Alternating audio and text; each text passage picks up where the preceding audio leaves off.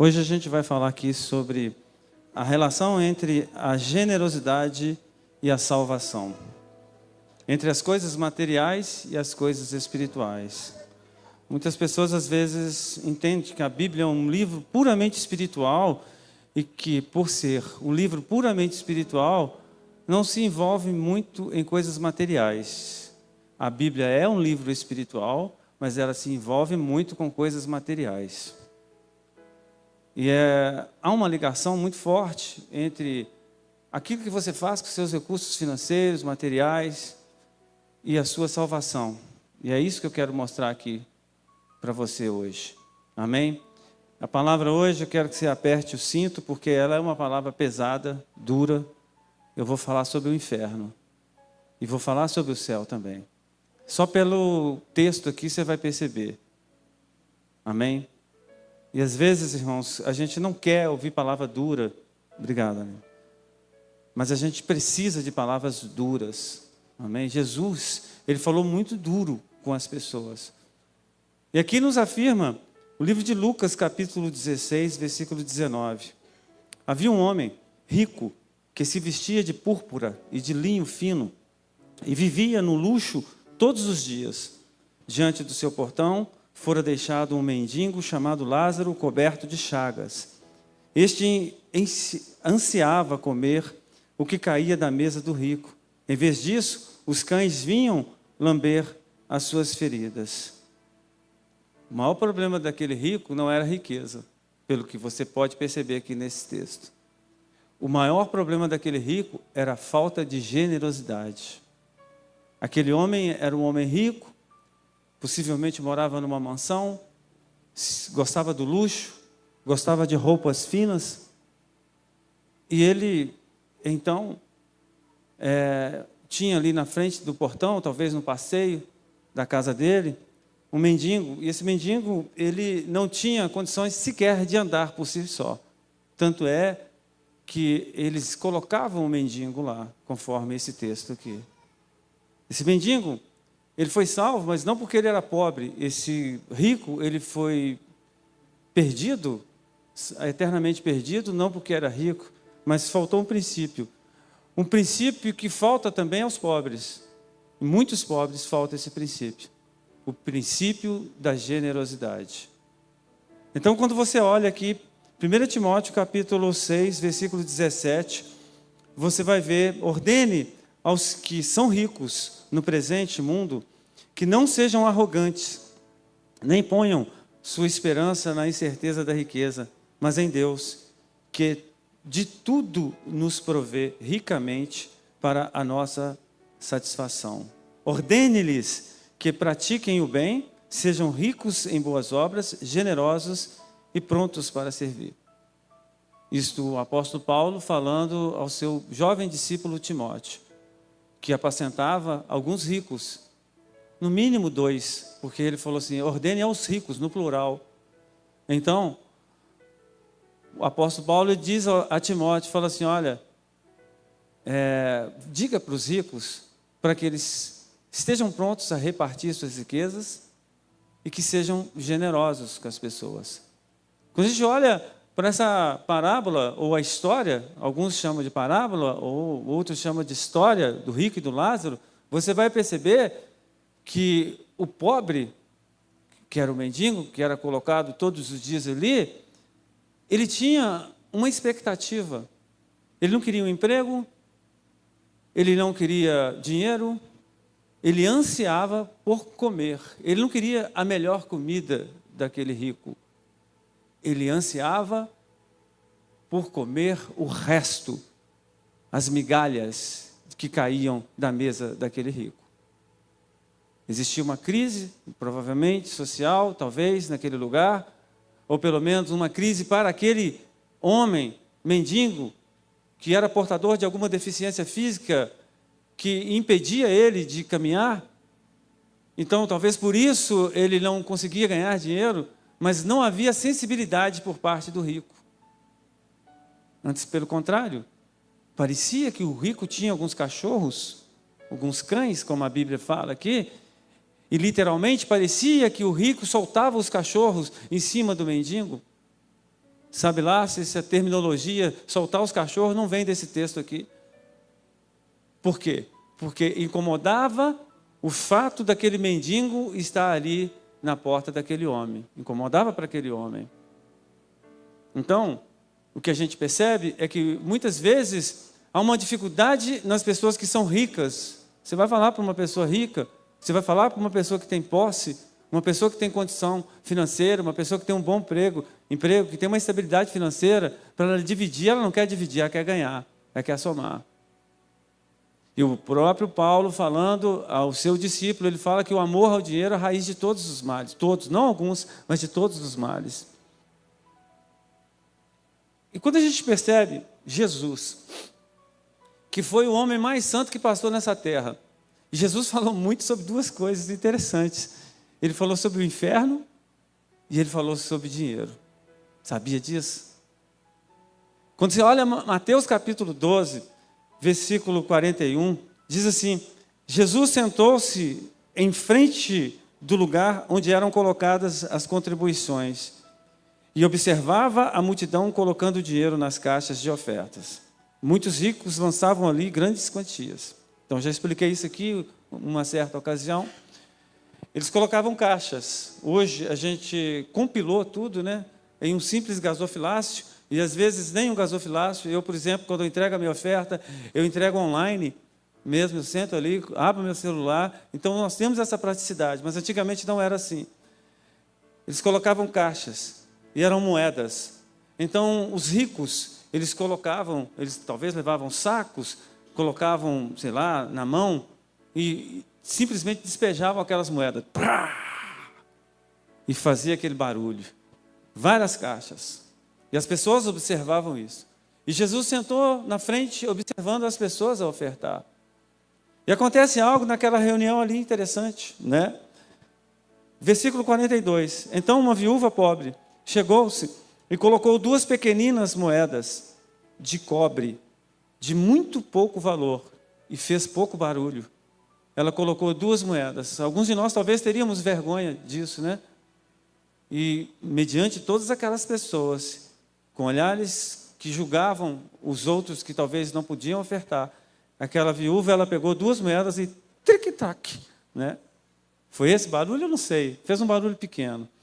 E o Senhor Jesus, aquele barulho ecoou e verbalizou forte no coração do Senhor Jesus. Tanto é que logo depois do culto, teve uma resenha entre Jesus e os seus discípulos. E na resenha o assunto era a oferta da viúva. E diz aqui, chamando a si os seus discípulos, Jesus declarou: afirmo-lhes que esta viúva pobre colocou na caixa de ofertas mais do que todos os outros. Todos deram do que lhe sobrava, mas ela, da sua pobreza, deu tudo o que possuía para viver. Então, o que o Senhor Jesus me faz entender que a questão não é simplesmente você ser generoso. A questão não é simplesmente você ofertar. É você ofertar proporcionalmente àquilo que você ganha. Aí que está o segredo. Talvez seja esse o motivo pelo qual o Senhor Jesus falou assim, que é muito difícil um rico ser salvo. É mais fácil um camelo entrar pelo fundo de uma agulha do que um rico ser salvo. Imagina só Jeff Bezos ou Elon Musk, agora salvos, convertidos. E quando eles, proporcionalmente, eu estou falando de uma riqueza de 200 bilhões de dólares, não de reais, né? Imagina que eles venham agora entregar o dízimo. Imagina, eles não vão se converter. Aquilo vai ser muito pesado para eles. Eles preferem ir para o inferno do que proporcionalmente ofertar. Então Jesus, ele já cantou a pedra. É muito difícil um rico. Mas existem muitas pessoas que têm essa concepção, né? Elas querem ganhar muito, mas querem ofertar pouco. Mas eu não vim aqui para falar de oferta, eu vim aqui para falar de salvação, querido. E eu só estou falando isso aqui porque existe uma correlação entre você ser generoso e entre a sua salvação também, quer você queira ou não admitir isso. No versículo 22 desse texto de Lucas capítulo 16, nos fala o seguinte: chegou o dia em que o mendigo morreu e os anjos o levaram para junto de Abraão. O rico também morreu e foi sepultado. Então aqui a gente percebe que o dia chegou, né? E esse dia, ele chega muitas vezes sorrateiramente, quando a gente não imagina. E às vezes eu fico pensando quantos de nós estamos nos apegando a coisas passageiras, a coisas deste mundo. Eu vejo jovens que estão correndo desavoradamente para ganhar dinheiro. Tudo bem, é o direito que você assiste. Mas o grande problema é você colocar a sua alma nesse dinheiro. Pessoas que, conforme está escrito no livro de Mateus capítulo 13, nos fala que os cuidados desse mundo sufocam a palavra de Deus, elas estão totalmente sufocadas pelo dinheiro e pelas coisas materiais. Elas não oram, elas não leem a Bíblia, elas não conseguem assistir um culto, elas estão vendidas, totalmente comprometidas com o sistema deste mundo. Totalmente comprometida. Em uma certa ocasião, um homem, e Jesus conta essa história, como eu falei com vocês aqui, Jesus conta muitas histórias que envolvem recursos financeiros. Muitas. Jesus, então, ele conta uma história interessante. Lucas capítulo 12, versículo 16, nos fala: então, lhes contou esta parábola. A terra de certo homem rico produziu muito bem. Jesus contando essa história. O homem rico produziu muito numa terra. Ele ficou muito feliz. Falou: Deus, Jeová, Todo-Poderoso, me abençoou. Abriu as janelas dos céus. Né? Ele pensou consigo mesmo: o que vou fazer? Não tenho onde armazenar minha colheita. Então disse: já sei o que vou fazer. Vou derrubar os meus celeiros e construir outros maiores. E ali guardarei toda a minha safra e todos os meus bens. E direi a mim mesmo: você tem grande quantidade de bens armazenados para muitos anos. Descanse, coma, beba e alegre-se. Descanse, coma, beba e alegre-se. Esse era o objetivo: descansar, comer, beber e se alegrar. Esses são os objetivos de uma grande quantidade de pessoas. Não precisa ser rico. Classe média baixa, classe média alta, alguns pobres também. Eles querem pensar na sua alma. Aquele homem, ele criou celeiros, não existe nada de mal em comer, em beber, em descansar, nada de mal em guardar recursos financeiros. O grande problema é que aquele homem, ele só pensava nele. É um egocentrismo, onde o eu está no centro. Em momento algum, aquele homem pensou no próximo. Em momento algum, nessa história, conta que ele foi generoso com alguém. Ele pensava nele mesmo. E diz aqui, no versículo 20, contudo, Deus lhes disse, porque Deus observa. Mateus 12, eu contei aqui a história da viúva pobre. Deus sentou na primeira cadeira e observou as pessoas a ofertar. E Deus observa até hoje como é o seu nível de oferta. Se você é um miserável, e miserável vem da palavra miséria. Deus está olhando para você, se você é um miserável, ou se você tem um coração aberto para Deus, para ofertar a Deus. E diz aqui, contudo Deus lhes disse: insensato, esta mesma noite a sua vida lhe será exigida. Então, quem ficará com o que você preparou? Quem? A terra. A terra que produziu para ele uma grande colheita, essa terra vai ser a mesma terra que vai ficar com o que ele produziu. Porque ele não vai levar isso para os céus, nem tampouco para o inferno. E diz aqui, assim acontece com quem guarda para si riquezas, mas não é rico para com Deus. Não tem problema de você ser rico para com Deus. Mas quem guarda para si, quem pensa em si, a Bíblia chama isso de loucura. Deus chamou esse homem, numa outra versão, aqui foi mais calmo, falou insensato, mas numa outra versão fala assim, louco, louco, essa noite pedirão a sua alma. E você vai entender por que é louco. Porque aquele homem, ele estava colocando a vida dele na sua riqueza. Ele estava conquistando tudo para si. Assim como aquele rico, né? E quando a Bíblia nos fala, querido, que há uma correlação entre a salvação da pessoa e o que a pessoa faz com aquilo que Deus entrega para ela aqui, ela está falando exatamente sobre isso. Sobre aquele rico, ele morreu e ele foi parar num lugar denominado Seio de Abraão. Aí você fala assim, poxa, por que Seio de Abraão? Por que não fala o paraíso? Porque Deus gosta de fazer homenagens. Quando você olha lá em Apocalipse, você vai ver que a porta tem um nome. Não a porta, mas a chave. A porta é Jesus, mas a chave dessa porta diz lá em Apocalipse que é a chave de Davi.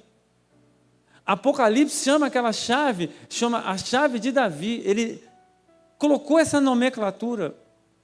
E ele batizou o paraíso de Seio de Abraão. Aí você fala, mas por quê? Tudo tem um porquê dentro da Bíblia. Porque Abraão foi o pai da fé. E o que você precisa, o conteúdo que você precisa para ser salvo é a fé. Aliás, você e eu precisamos de duas coisas para sermos salvos. Eu não estou te falando de alguns anos de vida, de comer, de beber, de descansar, não. Não estou falando de alguns anos aqui na terra. Eu estou te falando de vida eterna, querido. E o que nós precisamos de duas coisas. Nós precisamos, diga comigo, graça, e nós precisamos de fé. É isso que o apóstolo Paulo fala em Efésios capítulo 2, versículo 8. Pois vocês são salvos por meio da... E isso não vem de vocês, é dom de Deus. O que é dom de Deus? O que é dom de Deus? A graça e a fé. Porém, há uma diferença entre a graça e a fé. A graça é o que Deus faz por nós. Nós não merecíamos estar aqui, nós não merecíamos ser salvos, e a graça é o favor imerecido. Agora, o que é a fé? É a fé, Deus, Ele dá o dom da fé, mas somos nós que temos que ter fé. Se a graça parte de Deus para nós, a fé parte de nós para Deus. Não é Deus que tem que ter fé em nós, é nós que temos que ter fé em Deus. Então, quando a Bíblia chama o paraíso de Seio de Abraão, ela está falando em outras palavras. Você, para entrar no paraíso, você precisa da fé. É isso que eu e você precisamos de ter, a fé. Mas não é uma fé em qualquer em qualquer coisa. É a fé no Senhor Jesus. Que também a palavra de Deus nos fala que nenhum outro pode nos salvar, a não ser a pessoa do Senhor Jesus. Ele é o caminho, a verdade e a vida. Amém? Ninguém vai ao Pai senão por Ele. Então, quando a Bíblia nos fala da fé, querido, eu conheço, não sei enumerar para vocês quantas pessoas que um dia tiveram muita fé, mas hoje se afastaram do caminho do Senhor. Perderam a fé. E hoje de manhã, aliás, na parte da tarde, eu estava em algum lugar e Deus falou comigo. Deus falou comigo assim, os homens, eles são como árvores. Deus falando comigo. Os homens são como árvores. Eu falei, tá. E aí Deus falava. E essas árvores, elas precisam ser molhadas. Elas precisam ser cuidadas, podadas. Elas precisam de tratamento. E muitas pessoas estão esquecendo disso. A pessoa vem e ela tem uma expectativa do reino, e ela fica animada com o reino, mas ela não molha. E uma árvore que não molha, uma árvore que não tem adubo, uma árvore que não é cultivada, que não é cuidada, ela morre. Então, é por isso que você vê um grande número de pessoas que estão dentro da igreja, que a gente faz o apelo, elas vêm, elas recebem a Jesus, e naquele momento elas têm uma fé enorme, mas aí, no percurso, elas perderam a sua fé. Por quê? Porque elas não oraram, porque elas não leram a Bíblia, não comeram. Por quê? Porque elas não se trataram. Elas foram ouvir aquilo que era conveniente para elas. Elas foram escutar uma palavra de prosperidade financeira, de cura, de milagres, mas elas não estavam aptas para receber o confronto. Elas não estavam aptas para serem podadas. E muitas vezes, querido, Deus permite que muitas lutas você enfrente, muitas dificuldades você enfrente dentro da casa do Senhor. Por quê? Porque isso aqui é o lugar de pessoas imperfeitas. E muitas pessoas, às vezes, perdem a fé por causa de um irmão imperfeito. E muitas pessoas falam assim, eu não vou na igreja mais porque o pastor caiu, ou porque o irmão falou mal, ou por causa disso, ou por causa daquilo. Querido, a sua fé, ela não pode estar numa igreja, a sua fé não pode estar num homem, a sua fé tem que estar em Jesus Cristo, o autor e consumador da nossa fé. Então, quando a gente olha para a Bíblia, a gente percebe que a nossa fé, ela não tem que estar em um período da nossa vida. Não adianta você chegar para mim e falar assim, olha, eu fui crente 10 anos. Eu fui uma bênção durante 10 anos. Eu orava e as coisas aconteciam. Eu subia ao monte, eu orava, eu jejuava, eu buscava, eu lia muito a palavra. Querido, Deus não é Deus apenas de passado. Deus é Deus de passado, de presente e de futuro. E eu te falo de futuro. A salvação está no futuro. Então você tem que levar a sua fé até o seu último dia. Foi isso que aconteceu com Paulo. Quando a gente olha aqui na Bíblia, 2 Timóteo capítulo 4, versículo 7, ele fala, olha, combati o bom combate, lutou, guerreou, foi açoitado, passou fome algumas vezes, teve tribulações, teve dificuldades. E aí o que aconteceu com ele? Ele terminou a corrida, ele terminou aquela carreira, ele foi até o final, e lá no final ele guardou uma coisa, ele guardou a fé, ele guardou a fé. A fé era inegociável. Quando algumas vezes ele foi perseguido, ele guardou a fé. Quando algumas vezes ele foi abençoado, ele guardou a fé. Quando era um tempo de fartura, ele guardou a fé. Por isso que ele escreveu aos Filipenses, tudo posso daquele que me fortalece. Eu sei viver na miséria, eu sei viver na pobreza, eu sei viver na dificuldade, eu sei viver preso, mas eu sei viver na fartura, na abundância. Eu guardo a minha fé de qualquer forma. A fé é incondicional, querido. Se você quer ser salvo, e eu prego o evangelho para que você seja salvo, então você precisa guardar a sua fé, com dinheiro ou sem dinheiro, com luta ou sem luta, com dificuldade ou sem dificuldade. Talvez alguns de vocês aqui não tenham dinheiro para pagar a conta amanhã, mas você tem que guardar a sua fé, se você quiser ser salvo. Então, por isso que o seio de Abraão, o paraíso, se chama seio de Abraão, por quê? Porque Abraão foi o pai da fé. E aquele homem, aquele rico, ele depositou a sua riqueza aonde? Em si mesmo. Em si mesmo. Então, quando o pobre morreu, o que aconteceu com o pobre? O pobre, veio os anjos e pegaram ele e levaram para o seio de Abraão. Mas o que aconteceu com o rico? Vamos ver aqui. Lucas 16, 23, no Hades, que é uma palavra grega para inferno, onde estava sendo atormentado, ele olhou para cima e viu Abraão de longe com Lázaro ao seu lado. Então, estranho isso, ele não morreu? Morreu, mas ele viu. Como que um morto pode ver? É porque lá, no Hades, ou no Seol, que é uma palavra hebraica para inferno, as pessoas, elas guardam os 5 sentidos. Elas veem, elas ouvem, elas sentem. Então, quando a gente percebe que aquele homem, ele foi com plena consciência, com pleno juízo, com pleno diálogo agora, Deus abre uma visão, Deus permite que lá no Hades, ele tenha uma visão aberta, e ele vê Abraão. E Deus faz questão de colocar do lado de Abraão, Lázaro. Como quem diz assim, olha, está vendo? Valeu a pena? Você soltar os cães em Lázaro? Valeu a pena? Valeu a pena você arrancar as riquezas, trabalhar para si próprio? Então, ele ali apavorado, ele olhou, ele ficou perturbado com aquilo, e diz o texto que ele estava sendo atormentado. E aqui no versículo 24 nos fala, então chamou, pai Abraão, tem misericórdia de mim, e manda que Lázaro molhe a ponta do dedo na água e refresque a minha língua, porque estou sofrendo muito neste fogo. Então ele tinha sede também? Engraçado. E Satanás e os demônios sequer deram um copo d'água para ele, que maldade. Satanás não deu água para ele. Coitado. Ele que era rico agora está na miséria.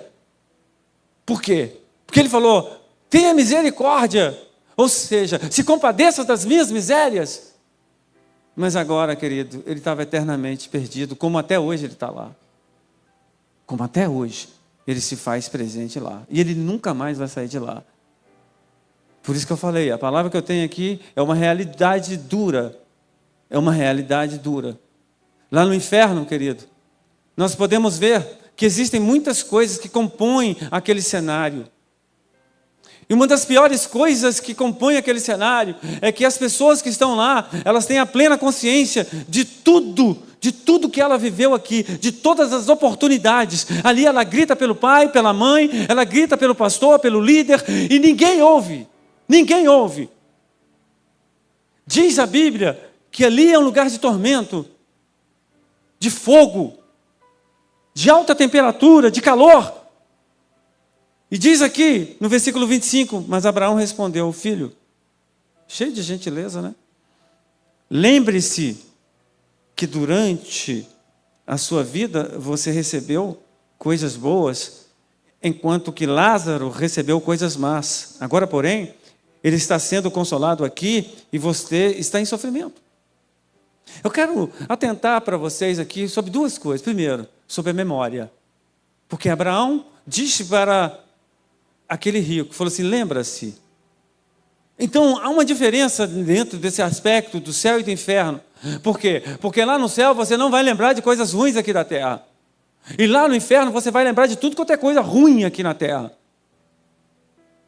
Então, o próprio Abraão agora diz para ele, você vai lembrar agora, o rico, que lá na terra você recebeu coisas boas, mas ele não estava ali por causa das coisas boas que ele recebeu, ele estava ali por causa da falta de generosidade, como eu falei aqui com vocês. Então, Jesus, ele falou muitas coisas sobre o inferno. E eu quero te falar aqui, que está escrito em Marcos capítulo 9, versículo 44, 46 e 48. 3 versículos que ele fala a mesma coisa. Quando Deus repete 2 vezes, é porque ele está falando assim, olha, o sinal amarelo está aceso. Preste atenção nisso que eu estou te falando. Quando ele fala no vermelho, as 3 coisas ele fala no vermelho. Então ele falou 3 vezes a mesma coisa. Nesses 3 versículos está escrito a mesma coisa. E o que está escrito? Onde o seu verme não morre e o fogo não se apaga. Lá no inferno tem tormento. Lá no inferno tem fogo. Lá no inferno tem bicho. Tem verme, mais do que bicho, tem verme. Imagina só, querido. Nós vamos ter a nossa forma. Porém, lá no inferno, nós não vai ter carne e nem sangue. É espírito, é alma. É alma que tem lá no inferno. Então, o que você me vê, você não vê o Éder. Você vê o invólucro que envolve o Éder. Nem eu consigo me ver. E o que vai estar lá no inferno, é a alma, essa parte invisível. Mas as pessoas vão ver, as pessoas elas vão sentir sede, como foi o caso aqui, desse homem. Ele pediu, ele que soltava os cachorros lá no mendigo, né? E o mendigo o que ele fazia? Ele era lambido pelos cães. Agora ele queria lamber o dedo do mendigo. É assim que funciona. É bem antagônico, né? Uma coisa e outra, o céu e o inferno. Então, cuidado com o que você faz aqui. Porque o que você faz aqui, você vai receber... As pessoas que fazem mal aqui, elas vão receber o troco lá no inferno. E quando a gente percebe aqui, querido, que há vermes e vermes que não morrem, assim como a alma não morre, a gente pode imaginar, não 1, nem 2, nem 3, mas milhares de vermes subindo pelo seu pé, subindo pelo seu corpo, subindo pelo pescoço, subindo em todas as partes, e você mata, você xinga os vermes, e os vermes não morrem. Por isso que Jesus falou 3 vezes, os vermes não morrem, o fogo não apaga. Não existe fogueira, não existe alguma chuva lá para apagar aquela fogueira eterna que existe ali no inferno. Por isso que Jesus falou muito no inferno. E às vezes, querido, eu fico tão triste, porque eu vejo pessoas indo para o inferno. E pessoas completamente distraídas com riquezas, com coisas deste mundo. Pessoas que perderam totalmente o foco, que estão indo direto para lá, para o inferno. Eu fico pensando, meu Deus, eu creio que o Espírito Santo convence essa pessoa do pecado, do juízo e da justiça, mas essa pessoa, ela bloqueia os ouvidos espirituais dela para não entender a verdade que a Bíblia está falando. A Bíblia está falando sobre isso. Eu estava lá em cima agora, e aconteceu algo tão interessante. Antes do culto eu costumo orar lá, a gente costuma orar, tem um grupo que ora lá com a gente. E Deus fala muito com a gente. E a gente estava lá agora. Eu falei, Deus, fala com a gente. E eu abri a Bíblia e saí em Romanos capítulo 1. E Romanos capítulo 1 fala sobre duas coisas básicas. Fala que as pessoas vão adorar mais a criatura do que o Criador. E dentre essa criatura a gente percebe o dinheiro, as pessoas. As pessoas não estão interessadas em Deus. A terra vive hoje, querido, um espírito de apostasia, de frieza espiritual. Muitas e muitas pessoas não conseguem sequer orar 5 minutos por dia. Estão completamente bloqueadas, estão completamente travadas, não conseguem ler sequer um capítulo por dia da Bíblia. Estão completamente bloqueadas. E a segunda coisa que nos fala em Romanos capítulo 1, que Deus falou com a gente ali hoje, é sobre o espírito da homossexualidade. E fala de uma forma tão interessante, e fala o seguinte, que as pessoas sabem que é pecado. Lá está falando isso. As pessoas sabem que é pecado, mas elas fazem a si mesmo. Elas bloqueiam sua mente. Elas têm comichão no ouvido, têm coceira no ouvido. Então, eu quero te dizer, querido, que Deus, Ele é complacente, Ele é bondoso, Ele é misericordioso, mas Deus é justo. E a justiça de Deus vai fazer com que as pessoas que Ele não criou para ir para o inferno, que elas vão lá para o inferno. E com tristeza, Deus vai lançar muitas dessas pessoas para o inferno, porque subestimaram isso, subestimaram palavras. Jesus, Ele falou aqui em Mateus capítulo 8, versículo 11, eu lhes digo que muitos virão do Oriente e do Ocidente e se assentarão à mesa com Abraão, Isaque e Jacó no reino de Deus, no reino dos céus. Muitos que nós não até acreditamos que seriam salvos, vão ser salvos. Muitos que nós menosprezamos, e muitos que não faziam parte da comunidade dos judeus, que se orgulhavam porque Deus veio para eles, mas eles rejeitaram a Deus. E aqui nos fala, mas os súditos, ou seja, os judeus, aqueles que se intitulam cristãos, muitas vezes a gente pode entender assim também, eles serão lançados para fora, nas trevas, onde haverá choro e ranger de dente. E aqui Jesus compõe o cenário do inferno. Então a gente já pode entender que no inferno tem fogo, no inferno tem tormento, no inferno tem bicho e no inferno tem trevas. Ou seja, esse fogo que existe lá no inferno não é um fogo que clareia, é um fogo denso. A pessoa não pode enxergar, ela não consegue enxergar. É uma densa treva. Querido, se nós apagarmos essas luzes aqui, você vai ver uma treva. Mas não é a densa treva. A densa treva, você não consegue enxergar um palmo na sua frente. Você não consegue enxergar absolutamente nada. Nada. É assim o inferno. O inferno, a pessoa vai sentir. No inferno, a pessoa vai sofrer. E no inferno, a pessoa, ela vai ficar em trevas. E diz aqui nesse texto que lá vai ter choro, e o choro nos remete ao arrependimento. As pessoas, elas vão chorar, sabe por quê? Porque ela queria a oportunidade de voltar para Jesus, ela queria a oportunidade de servir a Jesus, mas não vai ter mais jeito. Dia após dia, ela vai ficar ali naquele lugar de tormento e não tem volta. E eu, se fosse você, acreditava nisso, querido. Hoje de manhã eu falei, pregando sobre isso, eu falei até uma frase um pouco estranha. E ela diz assim: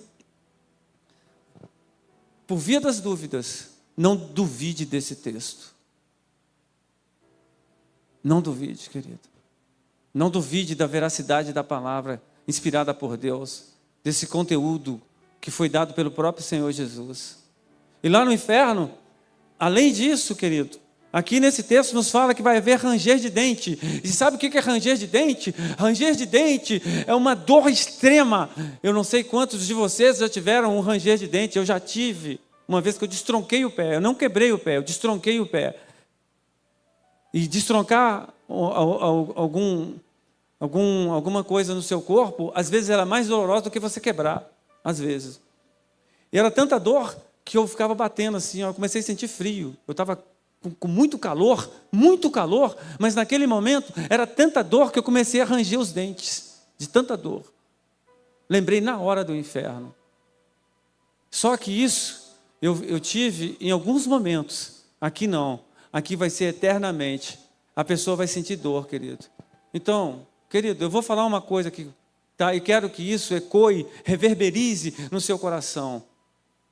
Você pode esquecer de tudo que fizemos aqui hoje, mas não se esqueça dessa frase que eu vou te falar. Não vá para o inferno. Vou falar 3 vezes.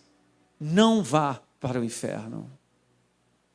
Não vá para o inferno. Não vá. Amém? Se você hoje não tem a convicção plena da sua salvação, querido, conserte com Deus hoje. Conserte a sua vida. Jesus, ele falou, louco, essa noite pedirão a sua alma. E se Deus te pedir sua alma hoje, se você tiver um aneurisma, um infarto, se tiver alguma coisa, e você, de repente, morrer, para onde você vai se você morrer hoje? Olha, eu quero te falar uma coisa, eu não estou aqui para colocar terror em você. Teve uma que saiu da igreja, que falou assim, o pastor Ed fica colocando terror na gente. Não, eu não. Eu não. Eu só falo no inferno quando Deus me manda falar, e Deus me mandou falar. E eu não falo de mim mesmo, eu falo, você pode ver, eu já li aqui mais de uns 10 textos da Bíblia. É a Bíblia que fala, não sou eu que falo. Amém, querido? E aqui nos fala aqui, para terminar aqui, que os músicos já estão subindo ao recado assim, já está na hora de acabar, né? Acho que já estão incomodados já. Vocês estão achando ruim de eu falar do inferno? Está achando ruim, Luiz? Não? Está gostando, Luiz? Tá bom. Então, irmãos, olha aqui, olha. Mateus 25, 45. Ele responderá, digo-lhes a verdade, o que vocês deixaram de fazer a alguns destes mais pequeninos, também a mim deixaram de fazê-lo. E esses irão para o castigo eterno, mas o justo para a vida eterna. Então o castigo, o tormento, ele é eterno, querido, não tem fim.